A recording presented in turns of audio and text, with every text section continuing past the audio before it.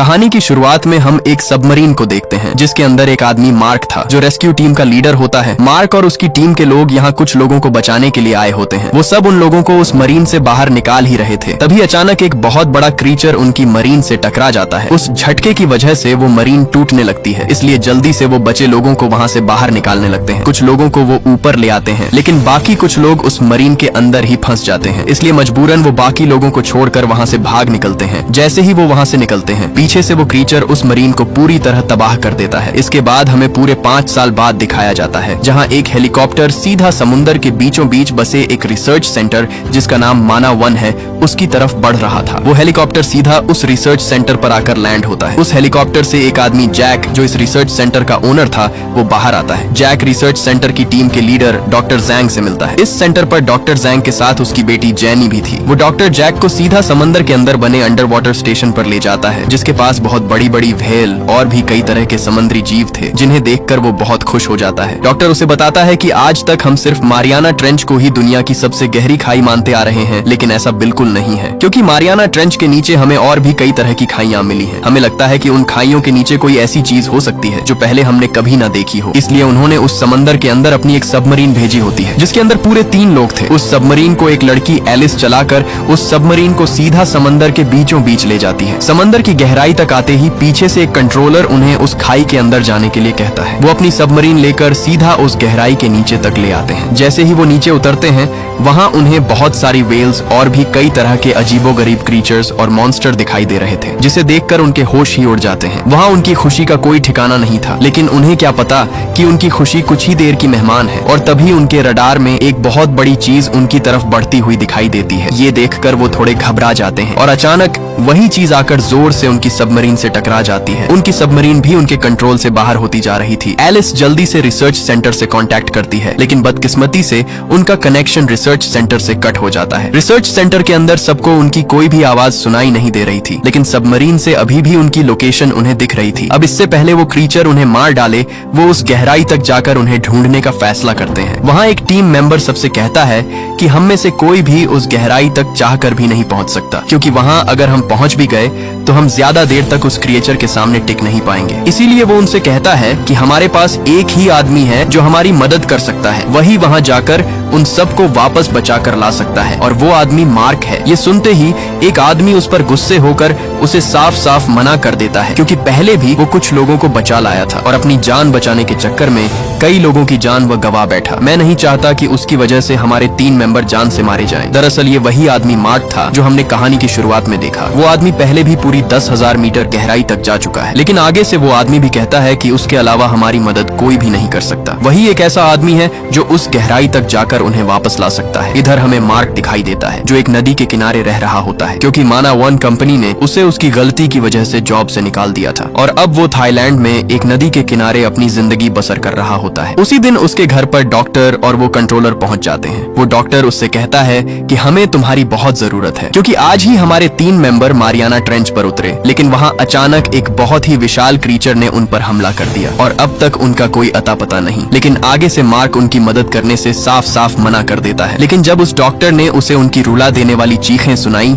जिसमें उसकी पहली बीवी एलिस की भी आवाज थी, तब आगे से मार्क उनकी मदद के लिए तैयार हो जाता है। इधर हम उस डॉक्टर की बेटी को देखते हैं जो समंदर के बीच फंसे लोगों की खुद मदद के लिए तैयार हो जाती है। बाकी मेंबर उसे रोकने की बहुत कोशिश करते हैं, लेकिन वो उनकी एक भी नहीं सुनती और अकेली ही अपनी सबमरीन लेकर उस जानलेवा समंदर के अंदर कूद जाती है। लेकिन उसे यह नहीं पता था कि उसने उस समंदर के अंदर कूदकर अपनी जिंदगी की सबसे बड़ी गलती कर दी है। इधर वो डॉक्टर मार्क को लेकर रिसर्च सेंटर तक पहुंच जाता है। आते ही जब उसे पता चला कि उसकी बेटी अकेली ही उस समंदर के अंदर चली गई, तो वो हैरान रह जाता है। वो फौरन मार्क को सबमरीन में बिठाकर उसे समंदर के अंदर भेज देता है। दूसरी तरफ डॉक्टर की बेटी भी उस खाई की निचली गहराई तक पहुंच चुकी थी। कुछ ही नीचे आने पर उसे वहां उन मेंबर्स की सबमरीन दिख जाती है जो नीचे गहराई तक फंसी हुई थी। जैनी अपनी सबमरीन से उसे अपने साथ कनेक्ट करने ही वाली थी, तभी अचानक वही क्रीचर उसे टक्कर दे मारता है, जिससे उसकी सबमरीन उलटी हो जाती है। वो जैसे तैसे करके अपनी सबमरीन को सीधा करती है। इससे पहले वो वहाँ कुछ समझ पाती, तभी वही क्रीचर आकर उसे चारों तरफ से जकड़ लेता है, जिसे देखकर उसके होश ही उड़ जाते हैं। दरअसल वो एक बहुत ही बड़ा विशाल स्क्विड था, जिसने उस सबमरीन को अपनी ताकतवर टेंटिकल्स में जकड़ रखा था। अब जैनी को वहाँ से बाहर निकलने का कोई भी रास्ता नजर नहीं आ रहा था। वो वहाँ पूरी तरह फंस चुकी थी, लेकिन इसी दौरान उसकी वो विशाल टेंटिकल्स उसकी मरीन को छोड़ देती है। जब वो अपने सामने देखती है तो वहाँ मॉन्स्टर स्क्विड को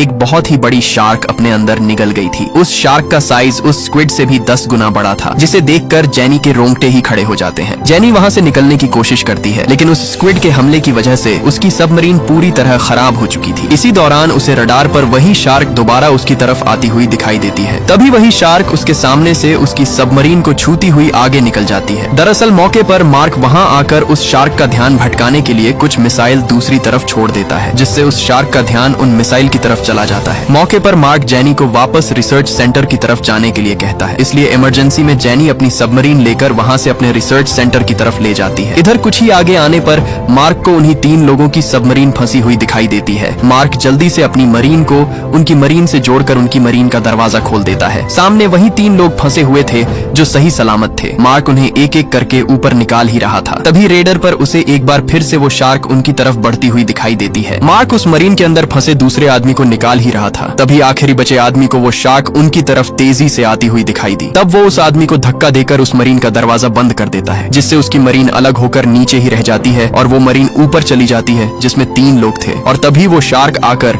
उसकी मरीन को वहीं पर तबाह कर डालती है, जिसे देखकर बाकी दोस्तों को बहुत दुख होता है, क्योंकि उनका साथी उनकी जान बचाकर खुद अपनी जान गंवा बैठा। इसके बाद वो सब उस रिसर्च सेंटर तक पहुंच जाते हैं। यहाँ अब उन्हें पता चलता है कि जिसने उन पर हमला किया है वो बहुत ही खतरनाक शार्क मेगालोडॉन थी, जिसका साइज पूरे 90 फुट है और इस शार्क का साइज बाकी सब शार्क से बहुत बड़ा था। इस शार्क के जबड़े इतने ज्यादा बड़े हैं कि अगर ये चाहे तो एक ही झटके में इनकी पूरी 2 बड़ी सबमरीन्स को अपने अंदर निगल सकती है। अब यहाँ ये लोग अपना अगला प्लान बनाते हैं, क्योंकि अगर उस शार्क को न मारा गया तो वो इन्हें जिंदा नहीं छोड़ेगी। इधर हम जेनी की बेटी को देखते हैं, जो खेलते खेलते उस अंडर वाटर स्टेशन के बिल्कुल सामने जा पहुंचती है। वो वहाँ खड़ी ही थी। इसी दौरान उसके सामने वही शार्क मैग आ जाती है और तभी अचानक वो उस पर हमला कर देती है। उसकी चीख सुनकर सब उसकी तरफ भागते हैं, लेकिन जब सब उसके पास पहुंचे तो खुशकिस्मती से वो सही सलामत खड़ी थी। उस शार्क प्रूफ ग्लास की वजह से वो शार्क उस ग्लास को तोड़ नहीं सकी, लेकिन उसके बहुत ही खतरनाक दांतों के निशान देखकर मार्क के होश ही उड़ गए। इसी दौरान उस ग्लास के सामने एक वेल आती है। वो समझते हैं कि ये दांत उसी वेल के होंगे, लेकिन तभी अचानक वही शार्क आकर उसे अपने जबड़ों के अंदर दबोचकर वहां से ले जाती है, क्योंकि अब उस शार्क को उनका ठिकाना पता चल चुका था और यहाँ अब उन सब की जान बहुत खतरे में पड़ चुकी थी। अब वो शार्क कभी भी आकर उन्हें खत्म कर सकती है। तभी अचानक उन्हें खबर मिलती है कि यहाँ से कुछ ही दूर पूरे 3 बड़े जहाजों पर हमला हुआ है, इसलिए वो सब अपनी शिप लेकर उसी की तरफ बढ़ते हैं। थोड़ी ही देर बाद वो वहाँ पहुँच जाते हैं। वहाँ उनके सामने चारों तरफ मलबे के ढेर पड़े थे। उस मलबे में बहुत सारी छोटी छोटी शार्क मरी हुई पड़ी थी। थोड़ा देखने पर उन्हें मलबे में से एक कटा हुआ हाथ मिला, जिससे साफ था कि जितने भी लोग यहाँ थे वो सब उस शार्क के शिकार बन चुके हैं। इसी दौरान उन्हें दूर वही शार्क आती हुई दिखाई दी। अब यहाँ ये सब उस शार्क को मारने का फैसला करते हैं, लेकिन उसे मारने के लिए उन्हें उसके करीब जाना होगा और अगर वो उसके करीब गए तो वो उन्हें जिंदा अपने अंदर निगल जाएगी। इसलिए मार्क पानी के अंदर जाने के लिए तैयार हो जाता है। मार्क उस शार्क पर एक ट्रैकर लगाएगा ताकि वो ट्रैकर उसके अंदर लगाकर उसे अपने जाल में फंसाकर मार सके। मार्क ट्रैकर गन लेकर सीधा उस पानी के अंदर कूद जाता है। मार्क तैरता हुआ उसके बहुत करीब जा चुका था। जैसे ही उसे वो शार्क दिखाई दी, वो जल्दी से गन निकालकर उस पर ट्रैकर शूट कर देता है, जो सीधा उसके अंदर जा धंसा। मौके पर शिप कैप्टन जल्दी से उसे वापस खींचने लगता है। जैसे ही वो उसे अपने पास खींचते हैं, पानी में हलचल होने की वजह से उस शार्क का ध्यान मार्क की तरफ आ जाता है। वो शार्क उसकी तरफ तेजी से बढ़ती है, लेकिन मार्क भी शिप के बहुत करीब था। वो शार्क उसे खाने ही वाली थी। तभी मौके पर वो सब लोग जोर लगाकर उसे शिप पर खींच लेते हैं, लेकिन अब वो शार्क उन्हें छोड़ने वाली नहीं थी। इसलिए उस शार्क को बेहोश करने के लिए जेनी एक बने मजबूत ग्लास में कूद पड़ती है। जैसे ही वो पानी के अंदर जाती है, ऊपर से एक आदमी पानी के अंदर छोटी छोटी मछलियां फेंक देता है ताकि वो शार्क उसकी गंध से उसके पास आ सके। चारा आते ही छोटी मोटी शार्क उसके ग्लास को चारों तरफ से घेर लेती है। अभी तक वो मॉन्स्टर शार्क उसके करीब नहीं आई थी, लेकिन कुछ ही देर बाद अचानक वो शार्क आकर उसे जोर से टक्कर दे मारती है। खुशकिस्मती से ग्लास मजबूत होने की वजह से उसे ज्यादा कुछ नहीं होता। उस शार्क का साइज देखते ही उसके रोंगटे खड़े हो जाते हैं, क्योंकि वो शार्क दिखने में बहुत ही बड़ी थी। इससे पहले कि जेनी उस पर शूट करती, मौके पर वो शार्क वहाँ से भाग निकलती है, लेकिन तभी एकदम से वो शार्क पीछे से उस पर हमला कर देती है। उस ग्लास को वो शार्क अपने मुंह में दबोच कर वहाँ से ले जाने लगती है। उस शार्क के जोर जोर से ग्लास पटकने पर पीछे ग्लास से बंधी वो रॉड टूट जाती है, जिसे देखते ही मार्क तुरंत उस पानी के अंदर कूद जाता है। इधर मौका देखते ही जेनी ने वो जहरीला इंजेक्शन उस शार्क पर दे मारा और वो इंजेक्शन सीधा उसके चेहरे चेहरे पर जा धंसा। यहाँ मार्क उसकी तरफ तेजी से बढ़ रहा था, लेकिन तभी अचानक उस शार्क के मुंह से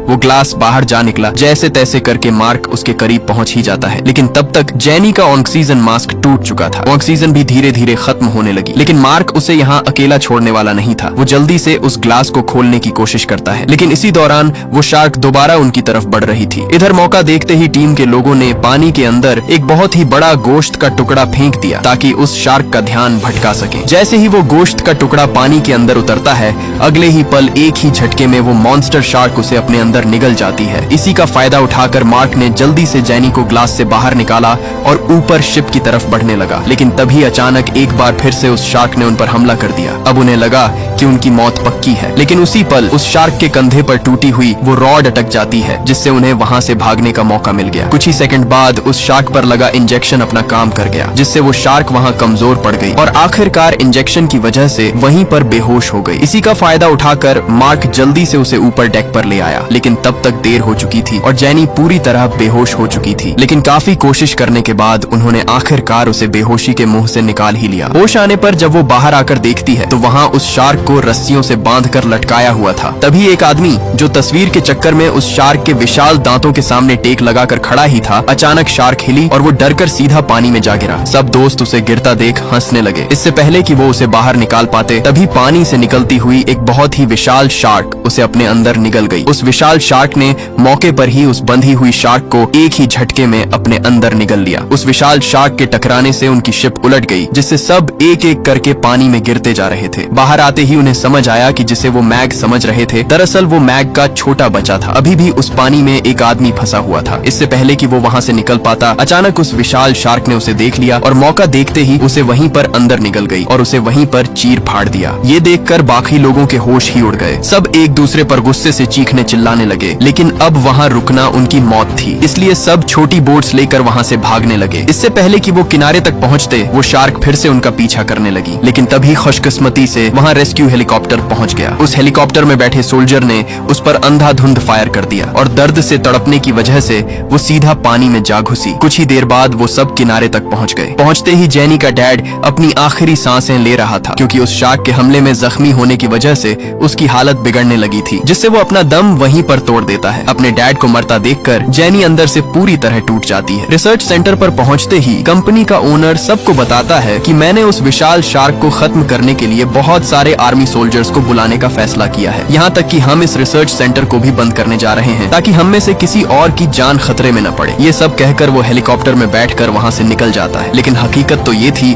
कि उसने किसी आर्मी को नहीं बुलाया था। दरअसल वो खुद शार्क को मारकर सारा क्रेडिट खुद लेना चाहता था, ताकि उसका रिसर्च सेंटर बंद न हो। उसने उस शार्क को मारने के लिए कई तरह के खतरनाक बॉम्ब मंगवा लिए थे। कुछ ही देर बाद वो सब उस जगह पर पहुंच जाते हैं जहां वो शार्क थी। पहुंचते ही उन्होंने पानी के अंदर बॉम्ब बरसाना शुरू कर दिए। उन बॉम्ब के फटते ही पूरे पानी में उस शार्क के टुकड़े टुकड़े हो जाते हैं, जिसे देखकर उसे लगा कि आखिरकार उसने उस विशाल शार्क को मार ही डाला। लेकिन जब वो उन गोश्त के टुकड़ों के पास पहुंचे, तब उन्हें पता चला कि जिसे उन्होंने मारा है वो कोई शार्क नहीं, बल्कि एक बड़ी वेल थी, जो उनके बरसाए गए बॉम्बों की वजह से मारी गई। उनकी शिप जैसे ही वहां से जाने लगी, तभी पीछे से खड़ा वो ओनर पानी के अंदर जा गिरा। वो शिप उसे देख नहीं पाई और वहां से चली गई। बदकिस्मती से वो विशाल शार्क भी उसकी तरफ ही बढ़ रही थी। वो बचने के लिए जल्दी से उस वेल के ऊपर चढ़ने लगा, लेकिन पीछे से अचानक वो शार्क आकर उसे अपने अंदर निगल गई। इधर अपनी शिप के अंदर मार्क को पता चलता है कि वो शार्क दूसरी तरफ बसे समुद्री बीच की तरफ तेजी से बढ़ती जा रही है। उस बीच के अंदर मजाक कर रहे बेचारे लोगों को क्या पता कि कुछ ही देर बाद उनकी मौत उनके पास पहुंचने वाली है। सब लोग अपने मजे में गुम थे, लेकिन इधर वो विशाल शार्क भी उनकी तरफ ही बढ़ रही थी। कुछ ही देर में वो विशाल शार्क उस बीच तक पहुंच गई और पहुंचते ही उसने सब लोगों पर अपना हल्ला बोल दिया। उसने एक के बाद एक सब लोगों को अपने अंदर निगलना शुरू कर दिया। सब लोग अपनी जान बचाकर इधर उधर भागने लगे, लेकिन अब बहुत देर हो चुकी थी, क्योंकि वो शार्क सबको जिंदा निगलती जा रही थी। लेकिन तभी मौके पर मार्क और उसकी टीम वहां अपनी शिप लेकर पहुंच जाती है। मार्क ने जल्दी से एक डिवाइस उस पानी के अंदर फेंकी,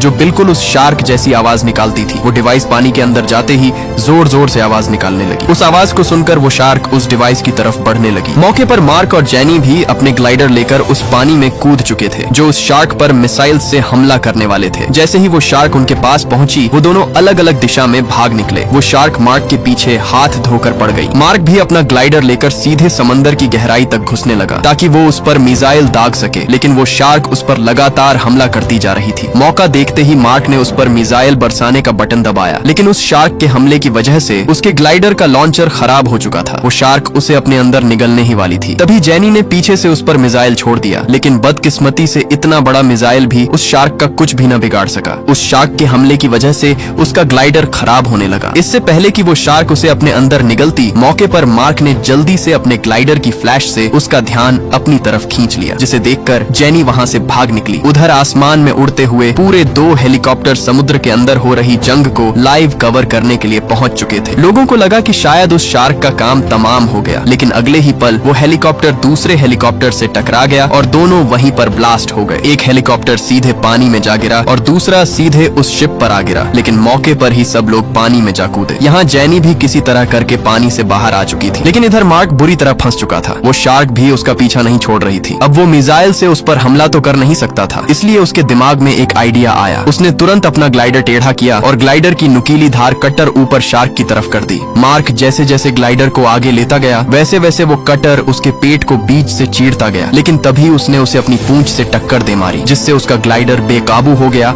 और उसका ग्लाइडर काम करना बंद कर देता है। अब गुस्से से भरी वो शार्क उस पर अंधे की तरह टूट पड़ी। उसने एक ही झटके में उसे अपने जबड़ों में कस के दबोच लिया। उसके नुकीले दांतों ने उसके ग्लाइडर का ग्लास तोड़ दिया, जिससे पानी उसके ग्लाइडर के अंदर भरने लगा। मौका देखते ही मार्क ने जल्दी से ग्लास को लात मारकर उसे तोड़ा और किसी तरह करके उस ग्लाइडर से बाहर आ निकला। उसने जल्दी से अपना भाला बाहर निकाला और सीधा उसकी आंख पर दे मारा। उस हमले की वजह से वह तड़पने लगी। तड़पने की वजह से वह पानी से बाहर आ निकली। मौका देखते ही मार्क ने उसकी दूसरी आंख भी फोड़ डाली और कुछ नजर न आने पर वह सीधा पानी में जा गिरी। उसके गिरते ही उसका खून पूरे समुद्र में फैल गया और उसकी गंध की वजह से सब छोटी शार्क उसके पास आ गई और देखते ही देखते वो सब अपने खाने पर टूट पड़ी। तभी जेनी भी दूसरा ग्लाइडर लेकर पानी के अंदर आ पहुंची और उसे पानी से बाहर निकालने में कामयाब हो गई और आखिरकार वो सब उस विशाल शार्क को मारने में कामयाब हो गए और ये मूवी यहीं पर एंड हो जाती है।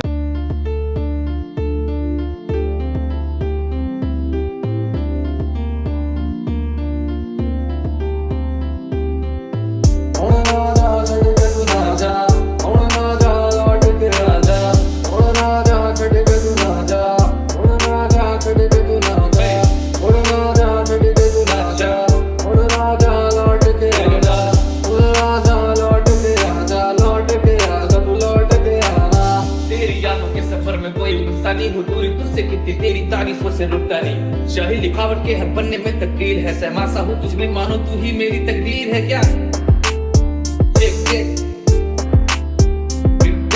तू दिल की है पुकार मेरी।